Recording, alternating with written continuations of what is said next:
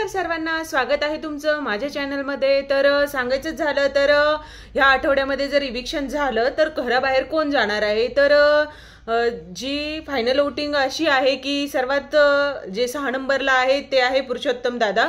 कारण त्यांना एवढा सपोर्ट जास्त कोणी ओळखत नाहीये त्यांना, त्यामुळे सगळ्यात लास्टला आहेत पुरुषोत्तम दादा आणि त्यानंतर 5 नंबरला आहे योगिता। तर योगिता जी आहे ती सर्वांना माहितीच आहे, प्रत्येक घराघरामध्ये कलर्स मराठीवरतीच तिची जी सिरियल होती त्यामध्ये अंतरा नावाने ती फेमस होती, तर तिलाही चांगला सपोर्ट मिळतो आहे।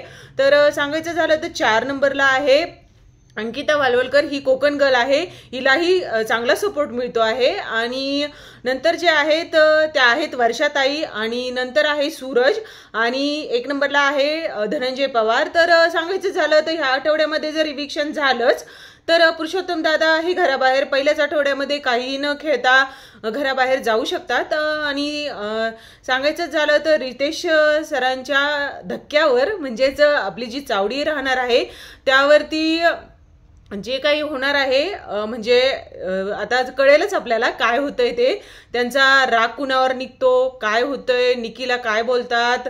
अरबाज ही जी गँग आहे यांनी बनवलेली, आल्या आल्या जे ग्रुप बनवले आहेत आणि ग्रुप बनवून जे दुसऱ्यांवरती असं म्हणजे जास्त करून ओरडतात, काही पण नॉमिनेशन मध्ये टाकतात तर ते बघू आपण आता काय होतंय ते।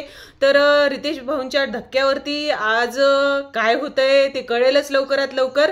तर घराबाहेर जर जातील तर ते पुरुषोत्तम दादाच जातील, तर नाही इविक्शन झालं काहीच तर कोणीही जाणार नाही। पुन्हा आपल्याला बघायला भेटेल काय आहे ते यांचं खेळ।